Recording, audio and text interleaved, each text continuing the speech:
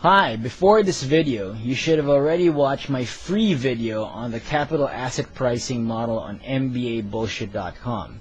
You should have also already watched my other video on MBAbullshit.com on the arbitrage pricing theory APT versus the CAPM.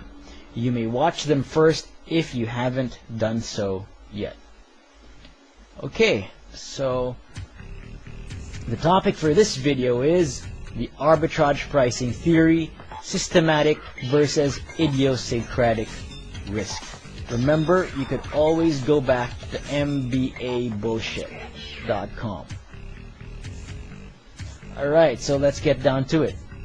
So first let's remember the 6 different common scary equations associated with the arbitrage pricing theory.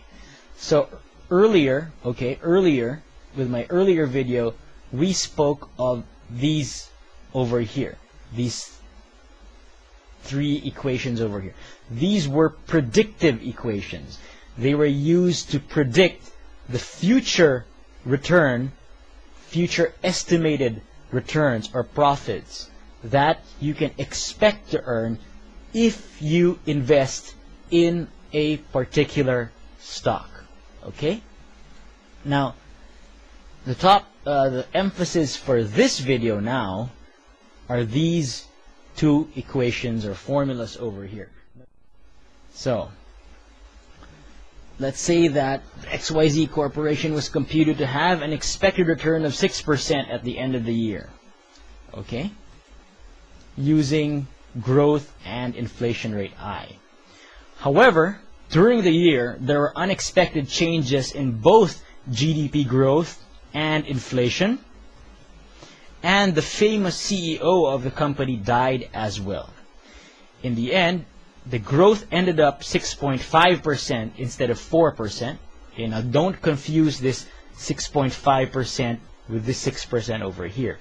This 6% over here is the expected return of XYZ. The 6.5% is our GDP growth. Okay? Don't confuse these 2 numbers. They are different. Alright. So GDP growth ended up 6.5% instead of 4%. So that's a good thing, because GDP growth is generally good for companies. But inflation turned out to be 1.5% instead of 1%. So that is bad, because inflation is generally bad for companies. And of course, the famous CEO death is bad as well. Okay. Historical data, again, this should be given. Historical data shows that XYZ Corporation has a beta of 3 with respect to unexpected GDP growth, and a beta of negative 2 with respect to unexpected inflation. So in the end, XYZ Corporation stock had a return of only 3.5% instead of the expected 6%. So now let's ask ourselves the question, what was the percentage impact of the CEO's death? Alright? Is it simply 2.5%? Because the simple answer is, well, we expected 6%. In the end, we got only 3.5%. Therefore, the impact of the CEO's death is simply negative 2.5%. Okay?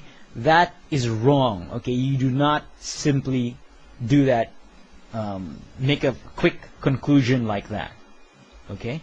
How do you make a responsibly correct conclusion?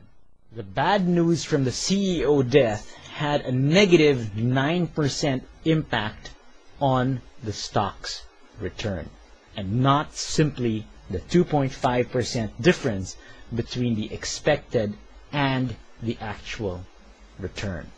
Okay, so remember, we thought that it was only 2.5% because we earned 3%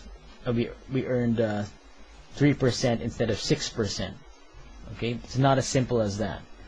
Okay, we need to compute for E to find out the impact of the risk which was specific to our company, the risk which was idiosyncratic to our company, which was the CEO death. And now we can see that the CEO death had a negative 9% impact on the stock return. We're not finished yet, okay? Now, because I want to give you a reminder, this formula does not predict future returns of our XYZ stock. There it is. Remember to share us if you like us. On Twitter, we're at MBA Bullshit. On Facebook, just type facebook.com/MBA Bullshit. Or please just forward my YouTube links on your email or on your social media. Right, so have a great day and goodbye.